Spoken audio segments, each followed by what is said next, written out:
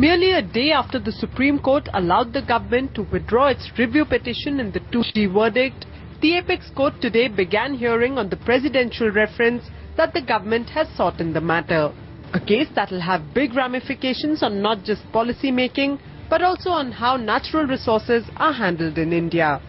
The court will take up presidential reference in phases, but it is certain that the decision will have to be very broad-based. And that is perhaps why it intends to tap all stakeholders for their opinions. The Supreme Court issued notices to two industry chambers, FICCI and CII, the two associations that represent most of India Inc. It has also sought to bring the states on board by issuing a notice to standing councils of all the states, besides notices that have been issued to Prashant Bhushan and Subramanian Swamy.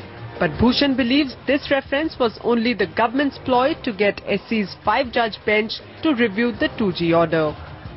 The court first needs to examine the very maintainability of this reference, because this reference appears to be a mala fide attempt on the part of the government to seek a review through the back door by a different bench of the 2G judgment of the court. Now the court will begin hearing on July 10th, where it will seek to answer crucial constitutional questions. If the Constitution made provision only for revenue maximization via auction, if the Supreme Court order unsettled government policies that were being followed for several years, and what is the permissible scope of the Supreme Court to intervene in government policy making. By dialing industry, the court has sent out a strong message that every stakeholder who will be impacted by its final response will be heard.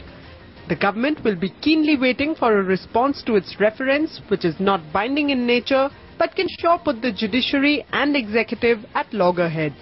Mridhu Bhandari and Devdatta Das, ET Now, New Delhi.